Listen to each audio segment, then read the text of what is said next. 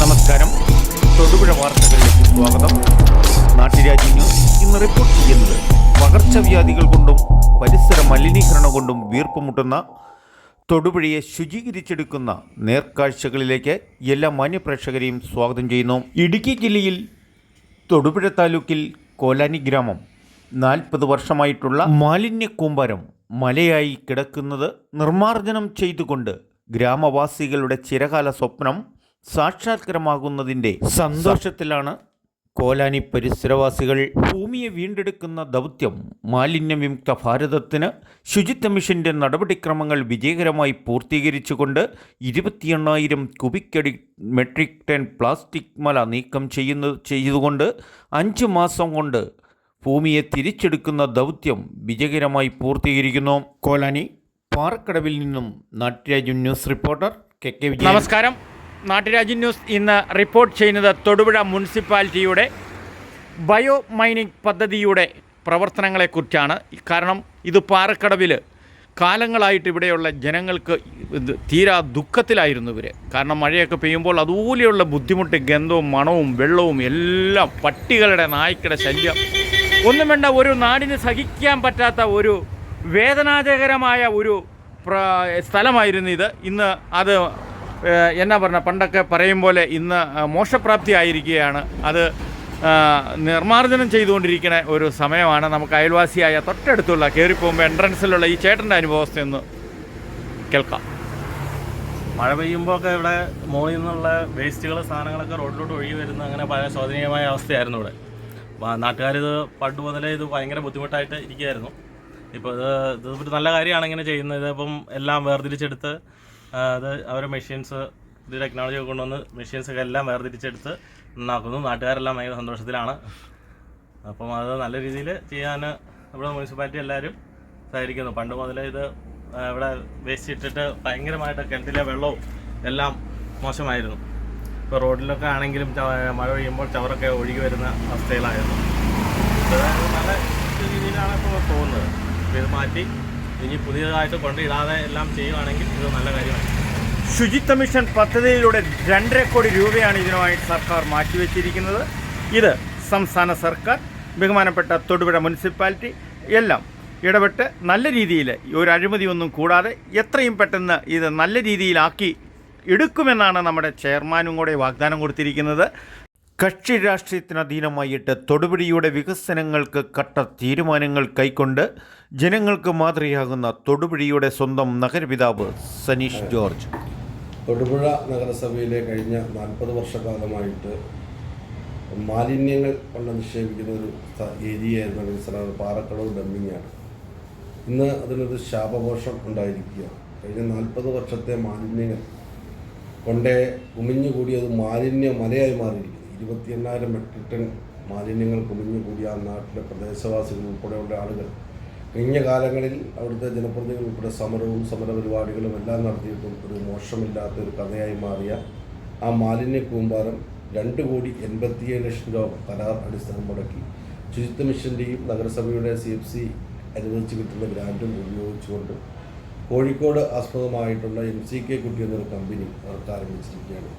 5 മാസം കൊണ്ട് പഴയ അവസ്ഥയിൽ ആ ഭൂമി മാറ്റിയെടുത്തുകൊണ്ട് തൊടുപുഴ നഗരത്തിലെ മാലിന്യങ്ങൾ തരംതിരിച്ച് അത് വേർതിരിച്ചുകൊണ്ട് സംസ്കരിക്കുന്നതിനുള്ള ഒരു കാലഘട്ടത്തിനനുസൃതമായ ഒരു സംവിധാനം കൂടെ അവിടെ ഉണ്ടാക്കുന്ന ലക്ഷ്യത്തോടു കൂടിയാണ് നഗരസഭ മുന്നോട്ട് പോകുന്നത്.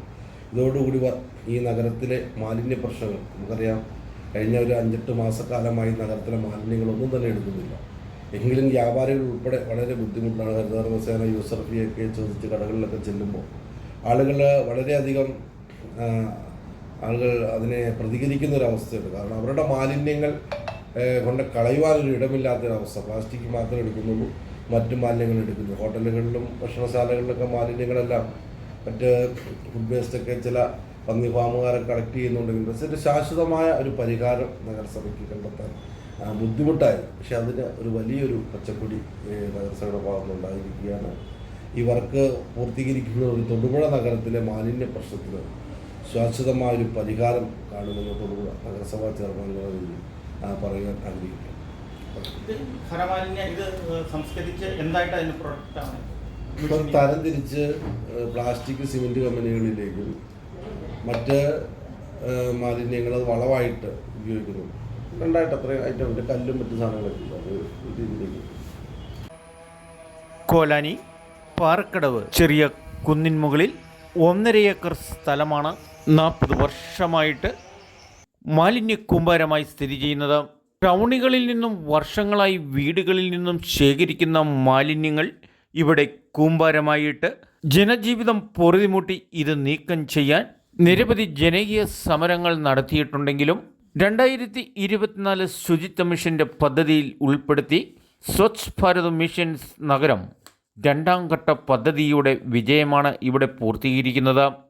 മല പോലെ കിടക്കുന്ന ഈ സ്ഥലത്തു നിന്ന് പ്ലാസ്റ്റിക്, കല്ല്, മണ്ണ് പ്രത്യേകം തരം തിരിച്ച് അത്യാധുനിക മെഷീൻ്റെ സഹായത്താൽ ജൈവവളമായിട്ടും പ്ലാസ്റ്റിക് ടാറിങ് നിർമ്മാണത്തിനും പ്രത്യേകം വേർതിരിച്ച് കല്ലും കുപ്പിച്ചില്ലും മറ്റും സെപ്പറേറ്റ് ആയിട്ട് തിരിഞ്ഞു പോകുന്നതിൻ്റെയും പ്രവർത്തന മെഷീനാണ് ഇവിടെ അത്യാധുനിക സംവിധാന രീതികളോടെ ഇവിടെ പ്രവർത്തിച്ചു കൊണ്ടിരിക്കുന്നത്.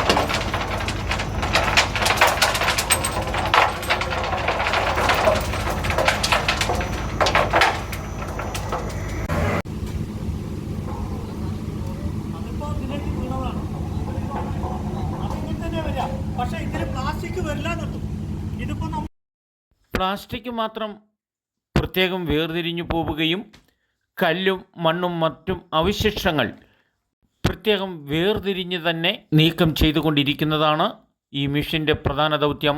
ഏതൊരു പ്രവർത്തനത്തിനും പവർ കട്ട് തൊടുപുഴയുടെ ശാപമാണല്ലോ. അതിൽ നിന്നും മോചനം നേടാൻ ലില്ലി സൗണ്ടിൻ്റെ ഹൈ പവറുള്ള ജനറേറ്ററാണ് കറണ്ടിനായി ഉപയോഗിക്കുന്നത്. ന്യൂസിന് വേണ്ടി ക്യാമറയാൻ റിപ്പോർട്ടിംഗ് കെ വിജയൻ.